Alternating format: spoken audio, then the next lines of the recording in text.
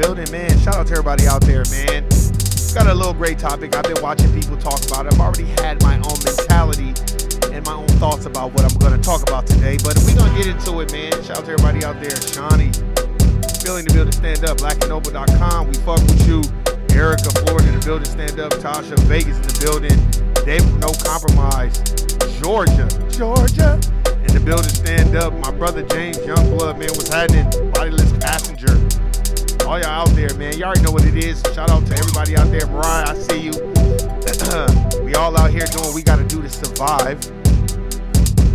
We're going to talk about the afterthought of embarrassment.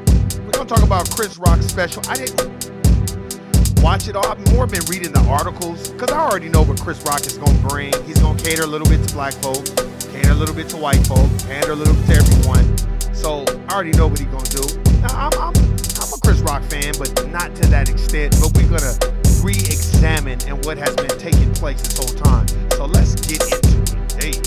Hey, don't get me flowing. Man, here. For all y'all that didn't see it, look, I didn't. Oh, did you watch the special? No, I've heard clips and things about it. Look, he's a comedian. You don't think he's gonna take all that trauma and all that embarrassment and wrap it up in a bow and make money off of it? Shout out to Chris Rock for making money on it, but I just feel like, first of all, Will Smith. I'm a big fan of Will Smith. I think he's a great thespian, great actor, but here's my concern about Will Smith. Bro, your personal life is out of pocket. This is just my personal opinion. I feel like Jada Pinkett Smith the entanglement shit is one thing, but she has compromised the integrity of who you guys are as human beings. She has prostituted the integrity and sanctity of her family by having this red table talk as if she is exempt from recompense and from restoring order in her own life, but want to bring other people to the table like Snoop Dogg. See, when I talk about this, I don't like how she was like, when you said that, Snoop Dogg, I felt like he was talking to me. Now, for all you people, 90s wise, I'm going to ask y'all a question. What do you think Tupac would be saying to Jada Pinkett right now? What would you think? Just all the shit that's been going on, what do you think he'd be saying to her? Oh, that would be a great conversation that I would love to listen to, because I don't think he would be very pleased with how she's embarrassing this man. That's one thing about Pac. I felt like he was an integrous person, and when he seen some sucker shit, he was gonna call it out. And I just feel like, yeah, everything is not off limits to certain people, but what I can say is, shame on you, Jada Pinkett Smith, for dumbing down your relationship that you had with August Alsina until he put it out there and you said you were in a little entanglement. And then you had Will Smith go on there and play dummy and act like, yeah, you had an entanglement. That was a relationship. Huh? Whatever the fuck y'all doing to keep y'all brand alive or whatever, it's not working. And that's not normal behavior, ladies and gentlemen. You don't do sucker shit like that. And if you wanted to protect your wife, there's a time and a place for that, because you don't want to mess up your bag either. People are getting mad because they're like, oh, Chris Rock, you should let it go. Stop. That happened to him. It didn't happen to y'all. So stop it. Somebody slapped the shit out of you on live TV and you don't want to react because you're not trying to jeopardize your place in Hollywood. Hell yeah, you gonna get back at that motherfucker in your own way. So I don't know why people are all outraged and feeling bad for Will Smith. Stop playing the victim, nigga. Stop playing the victim. You knew who she was and what she was about when Pac was alive. Because you already said it on the Breakfast Club that you just couldn't come to the conclusion of how she felt about him. So you already knew that. You know what I mean? You've already said in your book that you went out of your way to do all these things for Jada Pinkett and she just wasn't satisfied because she don't fuck with you like that. And whatever their issues are personally, that's fine. But once you take it to another place where it's physical with a comedian, all bets are final. Everybody gonna be going in on you. You can initiate a public apology, make it seem like it's all good. But if you really look at Chris Rock's perspective, I'm a comedian and you embed just as much as you were embarrassed, I was embarrassed too. You slapped the shit out of me. So, you know what I mean? I just think it's one of those things where, Will Smith, you know why people talking about this shit. Do we have bigger fish to fry? Fuck yeah. But I really feel like people want to talk about it because I think a lot of people are not excited or happy about Will Smith just slapping the shit out of a motherfucker and getting away with it. Some people wasn't feeling that. And who are we to tell Chris Rock not to talk about it? Do what you want to do. To me, this is my personal opinion. It's two niggas acting a goddamn fool on TV for white folk, creating a minstrel show. That's what I saw. There's no diss to Chris Rock, no diss to Will Smith, but this is what the dominant society like. Look at these two niggas. They don't even know how to act. This is what they view. And a lot of people tend to cater and dog whistle to the dominant society and go into victim mode. I'm not saying Chris Rock did that. I'm pretty sure he's pissed off. But my thing is, why are we still talking about it? I think Chris Rock is talking about it because as a comedian, he was embarrassed.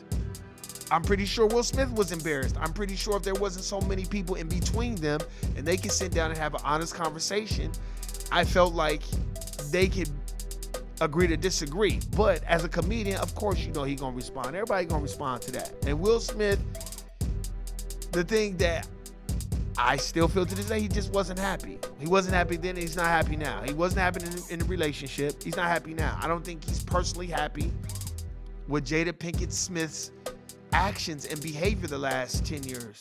I think there's a lot of trauma and anxiety and shit that goes on behind the scenes within that family. And I don't think a lot of it he agrees with. I think that it's called protecting your brand and your image. So on the flip side, y'all heard that podcast I did about John Moran. You see what they doing to John Moran now? Now they want to press charges. See, they're going to make an example out of him. You got to remember, you're not on the basketball court 24 hours a day. And then that brother Adams, if I was John Moran and I'm the nigga that's getting butts in the seats, I would have told Adams, whatever that motherfucker's name is that play on that team, you shut the fuck up. Don't worry about what the fuck I'm doing. You don't lead this team. I'm the leader of this team. See, motherfucker act like they have your back, and at any given moment, they'll gut you like a fish because people want your position. And that dude, Adams, I forgot his first name. He played for the Oklahoma City Thunder. Now he's on his team, but he made a speech during the meeting talking about, oh, well, you know, people need to stop going out. I'd have been like, look, bro, you're not finna sit up here and tell everybody what they need to be doing. You don't lead this team, and I don't need to hear that shit from you. And I would have straight out, if I was John Moran, I would straight out told that punk motherfucker, the people are in the seats to see me, not you. I'm the nigga with the $200 million contract, not you, homie. You a has-been. See, that's what these white folk do. They'll come around you and they'll act like they all for you, and then as soon as it's their time to gut you so they can move up some little social stratification ladder, they'll do that sucker shit to you. That's why things are the way that they are. That's why I always say with this whole Chris Rock thing, man, he a comedian. He gonna say what he. If you can't have a conversation with him in private, man, don't make that shit public and slap the shit out of him and do all kinds of sucker shit, cause it ain't that deep. And Chris Rock, man, you know Will, you know that family ain't the best family, but they're put on TV because white folk like dysfunction. You notice white folk ain't gonna put them. Y'all notice when white folk put white people on TV, it's always some type of scam. Look at them two white people, the Chrisleys knows best or whatever, both going to jail, stealing, doing the sucker shit. Y'all ain't noticed that? Well, I have. Every time you see some once they put a nice white family on TV, give it some time, they either got drugs, money laundering, mortgage fraud, all kinds of sucker shit. They just do whatever. So they have to put black folk on TV too, so it could balance out the equation. That's why when I look at I didn't need to watch the special because I know he was gonna go in about, and I'm not mad at him for making his money, but I also know Chris Rock likes to cater to the dominant society. I want y'all to go look up this clip with Chris Rock and what's that big head, redhead, white comedian? I forgot his name. And he was like, yeah, I say nigger. And Chris Rock was just laughing. I'd have been like, but it's got Jerry Seinfeld in there. This is the thing that I will give Jerry Seinfeld. Jerry Seinfeld was like, no, we don't say that on stage, and we don't condone that. He was not really smiling with them. C.K. Lewis or Louis C.K. or whatever that comedian is. He just kept, me and Chris, we say nigger. Yeah, I guess, because we say nigger, and then it's the British dude just laughing. Yeah, you guys both say nigger. That bullshit. Jerry Seinfeld was the only motherfucker that was like, yeah, no, I don't do that on stage. I'm not giving Jerry Seinfeld props. I'm just saying he knew, hey, this is going to come back to bite somebody in the ass. So he didn't say nothing. And I get it, Chris Rock didn't want to say nothing, but I would have checked that. Hey, man, we can say that on stage. Y'all shouldn't be saying that at all, and that's not funny to me. I don't think that's appropriate, and that's not funny. That's just me. You know what I mean? And I think when you're as big as Chris Rock, sometimes you're going to cater to the dominant society. But I don't need to watch his comedy specials that kind of like, I don't know, Chris Rock is funny, but I kind of already know what he gonna do. So it didn't really surprise me. And I wasn't gonna go out of my way to like check out his special because I already know what Chris Rock is on. I'm just saying that Will Smith and his family, they're a very contrived family. And what they need to do is get off of TV, get out in front of the limelight, and do some self-evaluation on who you are and the type of influence that you have on the black community. A lot of black kids want to be like Willow and Jaden Smith. They want to do that. So they think to get on TV and be like, Tyler the Creator is my man. And people think that that's cool. And that's not. And I think him being the head of the household, if he is head of the household, hey man, we need to get off social media, get off the limelight, and we need to do a self-actualization process where we just kind of like, let's do some reading, let's do some soul searching. Because whether they like it or not, they have a lot of influence over a lot of black young kids. And him and Jada, it's like oil and water. You can see them on camera. They don't really fuck with each other, and we know that. And I think Will Smith, they should just go ahead and get a divorce. You don't fuck with her, she don't fuck with you. Y'all all in the limelight. She's publicly humiliating you and embarrassing you. You know what I mean? Then you cannot go into the victim wheel. I don't care if it was a year ago, and people don't have a right to tell Chris Rock, that happened a year ago, leave it alone. He can keep talking about it as long as he wants to. That was his perspective. It was his experience, and he was involved in it. He got embarrassed as well.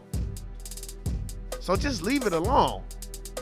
I think both of them motherfuckers need to understand how racism and white supremacy works. And if y'all two get into it and y'all use this for evil, then the dominant society has won. Really, both of them need to just shut the fuck up and move the fuck on, really.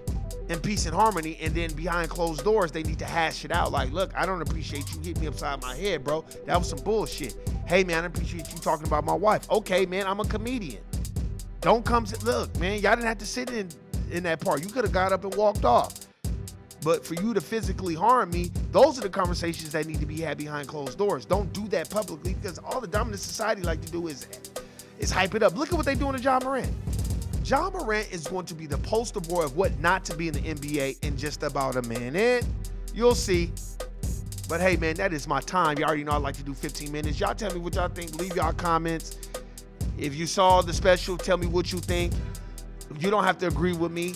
Hey, man, put the opinions out there. You already know I got nothing but love for y'all. But in the great words of Slavery by Another Name, and Warren has taken that saying, guilty nigga, I'm out. Peace.